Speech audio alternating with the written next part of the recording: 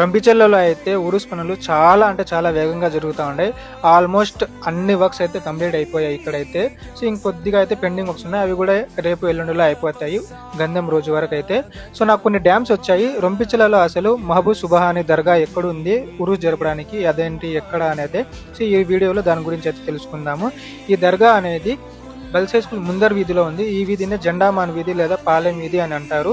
So ఈ వీధికి మీకు ఇప్పుడు చూపిస్తున్న ఇదే గర్ల్స్ హై స్కూల్ అనమాట. ఈ గర్ల్స్ హై స్కూల్ కి ముందర ప్యూర్ ఆపోజిట్ లో అయితే ఇక్కడ కనిపిస్తా ఉంది కదా ఒక చెట్టు మీకు, సో అదే జెండామాను. సో దీన్నే మహబూబ్ సుబహాని దర్గాగా అయితే ఇక్కడ కొలుస్తారనమాట. సో ఆ జెంట్రివిల్ దగ్గరికి బస్ స్టాండ్ లో నుంచి అయితే మస్తాన్ అన్న హోటల్ దగ్గర నుంచి అయితే చాలా దగ్గర.